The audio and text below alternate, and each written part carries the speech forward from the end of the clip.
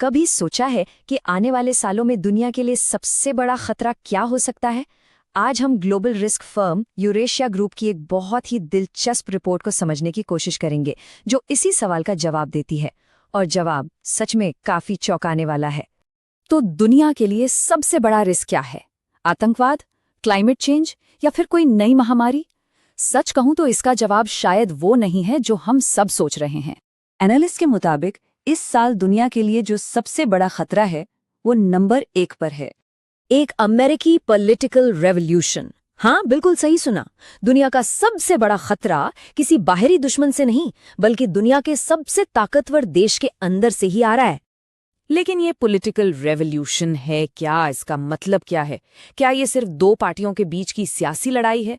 नहीं, जवाब इससे कहीं ज्यादा गहरा और कॉम्प्लेक्स है।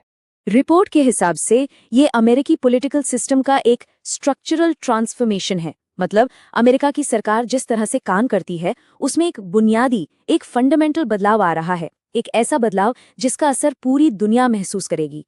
और ये रेवोल्यूशन 3 तरीकों से शक्ल ले रहा है। पहला, चेक्स एंड बैलेंसेस का कमजोर होना। मतलब सरकार की अलग अलग शाखाओं का एक दूसरे पर कंट्रोल ढीला पड़ रहा है। दूसरा, पॉलिटिकल मकसदों के लिए सरकारी मशीनरी का इस्तेमाल। और तीसरा, इसका सीधा असर अमेरिका के दोस्तों और ग्लोबल इंस्टीट्यूशंस पर पड़ रहा है। यूरेशिया ग्रुप की ये लाइन काफी कुछ कहती है। हमने कभी किसी अमेरिकी प्रेसिडेंट को पॉलिटिकल सिस्टम और दुनिया में अमेरिका के रोल को बदलने के लिए इतना कमिटेड और इतना काबिल नहीं देखा। ये एक बहुत बड़ा बयान है जो हमें बताता है कि ये कोई मामूली पॉलिटिकल बदलाव नहीं है। तो इसका बाकी दुनिया के लिए क्या मतलब है? सीधी सी बात है, जब दुनिया का सबसे पावरफुल देश अपने ही अंदरूनी मामलों में उलझ जाए तो एक खतरनाक खालीपन, एक वैक्यूम पैदा हो जाता है। और ये वैक्यूम बहुत खतरनाक हो सकता है। चीन और रूस जैसी ताकतें और ज्यादा आक्रामक हो सकती हैं। क्लाइमेट चेंज, ट्रेड और हेल्थ जैसे ग्लोबल मुद्दों पर आपसी सहयोग रुक सकता है। आसान भाषा में कहें तो एक ऐसी दुनिया जहां नियम कानून की अहमियत कम हो जाती है और उथल-पुथल का खतरा बढ़ जाता है। ये अमेरिका के रोल में एक जबरदस्त बदलाव को दिखाता है। एक स्थिर ताकत से एक ऐसी ताकत बनना जिसके बारे में कुछ कहा नहीं जा सकता।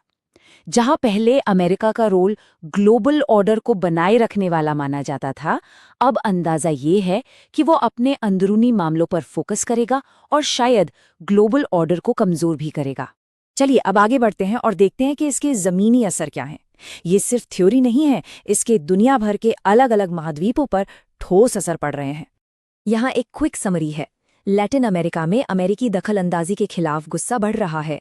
एशिया पैसिफिक में देश अमेरिका और चीन की खींचतान के बीच अपनी स्ट्रैटेजी बदल रहे हैं।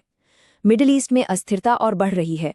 और यूरोप में हम देख रहे हैं कि पुराने गठबंधन कमजोर हो रहे हैं और देश अब अपनी सुरक्षा के लिए अमेरिका पर कम निर्भर रहने की कोशिश कर रहे हैं। लेकिन कहानी यहीं खत्म नहीं होती। इन जियोपॉलिटिकल असर के अलावा इसका एक बहुत बड़ा ग्लोबल इकोनॉमिक असर भी है। ये एक चेन रिएक्शन की तरह है।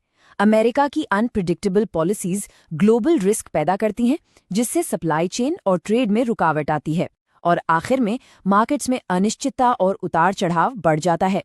इसे हमने हाल के ट्रेड विवादों में देखा है, जहां एक देश की पॉलिसीज पूरी दुनिया के बिजनेस और कंज्यूमर्स को प्रभावित कर सकती हैं। तो इन सबका निचोड़ क्या है? क्या हम सच में एक नए ग्लोबल ऑर्डर की दहलीज पर खड़े हैं? इसका एक सबसे बड़ा स्ट्रेटेजिक नतीजा है रूल्स बेस्ड ऑर्डर का खत्म होना। देखिए, जब दुनिया की सबसे ताकतवर शक्ति खुद नियमों को नहीं मानती है तो वो दूसरों के लिए भी एक मिसाल कायम करती है।